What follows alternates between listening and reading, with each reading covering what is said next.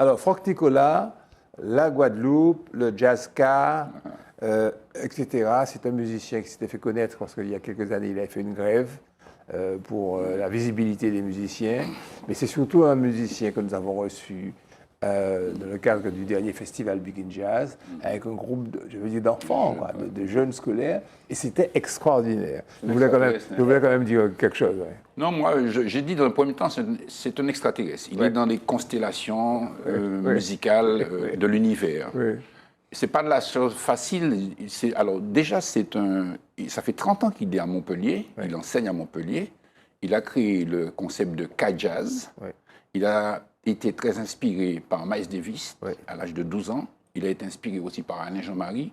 Alors écoutez, c'est mieux. Et puis, on a le temps aujourd'hui. Un vent de jazz souffle à Montpellier avec les musiciens du groupe Instinct Jazz Quartet. Le plus jeune d'entre eux s'appelle Franck Nicolas, il est trompettiste. Tout s'est fait ici, on a répété, joué en fait beaucoup à Montpellier. C'est un groupe qui a vraiment une histoire.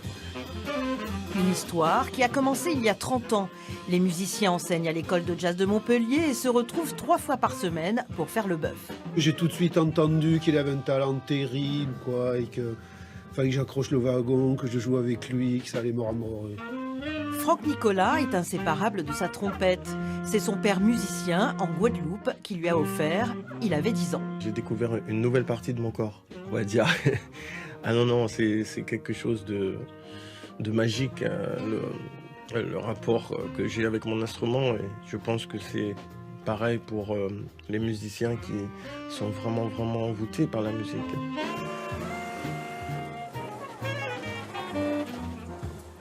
Nous sommes dans cette école de jazz. J'enseigne ici depuis 30 ans, donc perpétuité. Et voilà, on va avoir des jeunes élèves de cette année. Ils débutent, mais ils sont super. 150 élèves suivent les cours de Franck. La transmission, c'est essentiel pour le musicien. Alors, il est né dans le cas. Il a reçu un enseignement autour de gens comme Café. Café, c'est un musicien guadeloupéen qui a fait quand même un certain nombre d'albums. Et aussi Gérard Loquel. Je ne sais pas si vous avez eu l'occasion de Gérard Loquel. Gérard Loquel, c'est un guitariste guadeloupéen. Je crois qu'il est aujourd'hui décédé, il nous a laissé. Mais c'est lui qui a expérimenté les premières phrases de musique, de l'improvisation de jazz et du cas. Parce qu'il y a beaucoup de travail qui a été fait comme ça. Ça a donné des Sony Troupé, tous ces jeunes qui l'accompagnent.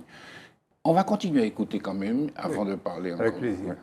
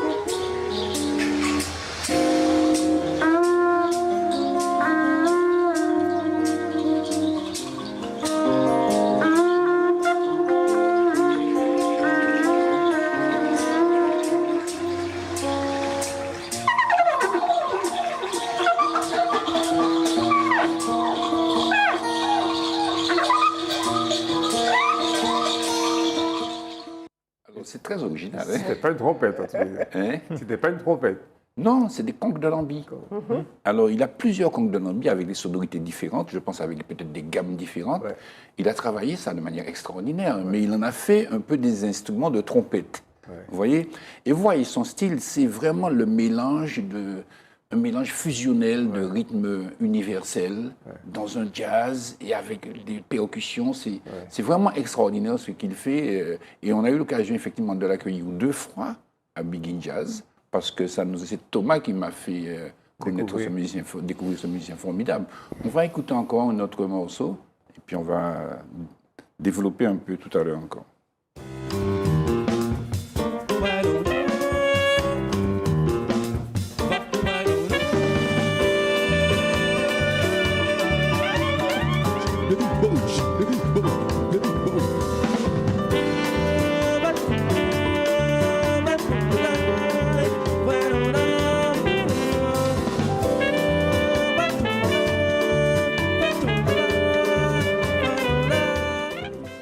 Là, vous voyez Grégory Privat au piano, et puis tous des musiciens que nous avons tous aussi accueillis. Bon. Et là aussi, avec Grégory, il a développé un certain nombre de concepts qui sont très intéressants et qui nous ont permis de participer à plusieurs festivals. Alors, il a aussi créé une école. L'an dernier, il s'était produit avec cette école, puisqu'il y a un lycée qui s'appelle le lycée Carnot en Guadeloupe.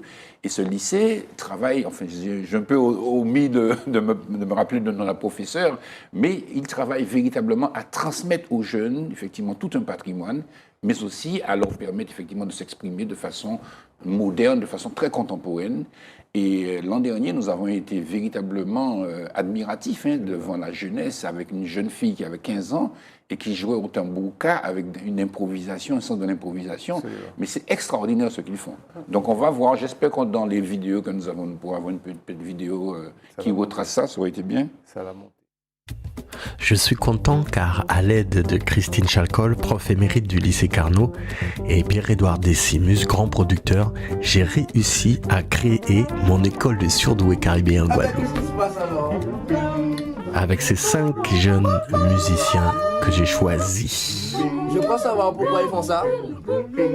On vous donne rendez-vous ce week-end, vendredi et samedi au Gosier, au Newty Paris à 20h pour un concert de folie avec Franck Nicolas, Canel, Mathieu, Norik, Coraline et moi-même Idriss pour rendre hommage à Café Édouard Ignol. Yépa!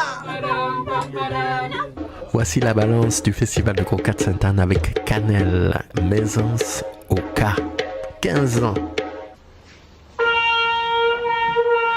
Véritable expérience de vie, de former des musiciens directement à la scène et directement au combat. Les emmener le plus loin possible pour qu'ils soient aguerris Guadeloupe. et qu'ils puissent faire leurs propres expériences par la suite. On a du temps. Voilà, c'est vraiment très, très sympathique de découvrir cela. Alors, tu l'as dit tout à l'heure aussi, il faut savoir que Franck Nicolas est un musicien qui a déclenché une grève de la faim. Oui. Parce que c'est très important pour nous de savoir que le jazz antillais, il y a beaucoup de musiciens de jazz antillais en France métropolitaine, mais qui n'ont pas forcément une capacité, une visibilité la plus absolue. Ils font des demandes pour des festivals, on ne les prend pas. Parce que vous connaissez, il y a une mode de pensée qui fait que le jazz, c'est américain. Donc ils vont prendre n'importe quel jazzman américain, mais ils ne vont pas prendre les jazzman antillais. Or, les jazzman antillais jouent avec de plus en plus de gens au niveau international. Donc il y a une espèce de barrage. Et là, Franck Nicolas avait réagi contre ça. Franck Nicolas avait considéré qu'on boycottait les artistes antillais qui, merveilleusement, jouent du jazz et sont en mesure de jouer l'universalité de la musique. Donc il avait fait une grève de la faim. Avec le rapport culturel. Absolument. Tout à fait. Il y a même un festival qui s'appelait C'est pas du jazz, qui avait été fait aussi par un Antillais, en dérision, quoi, pour comprendre, pour montrer comment le milieu dit autorisé du jazz national ne donne pas ce regard qu'il devrait y avoir sur nous. Est-ce que des expériences comme celles que nous avons faites avec le Begin Jazz Collective n'est pas venu casser un peu cette silence? C'est pour ça que nous considérons qu'aujourd'hui, il faut que nous ayons des stratégies pour pouvoir pénétrer les festivals nationaux. Il y a énormément de festivals. Il serait intéressant, c'est pour ça que j'ai parlé de Bélia une fois, qui joue d'ailleurs au CERMAC, Bélia qui a, à mon avis, une capacité. Mais faudrait-il que nous ayons le business, c'est-à-dire l'encadrement.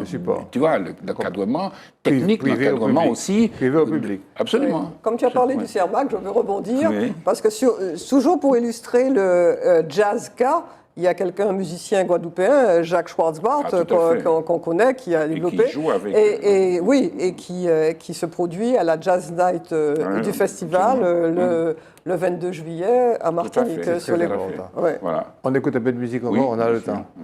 J'aimerais vous raconter une aventure pédagogique originale qui m'a été permis de vivre. Mais tout d'abord, je reviens quelques années en arrière. Lorsque j'étais petit, j'étais d'une timidité maladive. Ma chance a été d'avoir un père musicien, ce qui fait que mes 2 frères et moi avons été totalement immergés dans la musique depuis notre plus jeune âge. Quand j'étais à l'école, je dessinais mon pays, la Guadeloupe, comme on dessine son propre destin. J'ai grandi à Gosier puis à Sainte-Anne et comme j'étais rêveur, je dessinais mes rêves de voyage et d'aventure. J'ai eu le privilège d'avoir un prof de trompette extraordinaire, Germain Couvin, puis un mentor iconique en Guadeloupe, Café Édouard Hignol, l'un des inventeurs du gros cas moderne, qui m'a tout appris de cette musique. J'ai eu la chance d'être suivi et encouragé depuis mes 13 ans par une légende vivante, Pierre-Édouard Décimus, grand producteur et chercheur de concepts nouveaux. Un de mes plus grands privilèges aura été d'être entouré, choyé, accompagné par l'immense pianiste Alain Jean-Marie qui figure sur 80% de mes albums. Martial Rancé, il m'a tout appris du coquillage. Mon premier groupe, Magnétique, et puis toutes les expériences avec les musiciens, Jacques Schwartzbart à New York, mon groupe Jazzka Philosophie dans le métro à Brooklyn, Maxilla, Magic Malik, Michel Alipo, Nelson Veras, Sonny Troupé, Mario Canonge, Grégory Privat, Arnaud Dolmen, Jean-Philippe Fanfan, Thierry Fanfan, Lonnie Plaxico à New York, Reggie Washington, Alex Blake. Et j'ai eu l'immense honneur de partager la scène avec ce grand pianiste de légende, Randy Weston. Une sorte de consécration pour un petit gars de Gosier comme moi. Rappelons que c'est un joueur de conque, c'est un trompettiste, c'est un formateur, c'est un compositeur, c'est un gars qui a déjà participé dans plus de 20 albums et c'est un homme de projet de très haut niveau. En tous les cas, pour une fois, nous terminons largement dans les temps.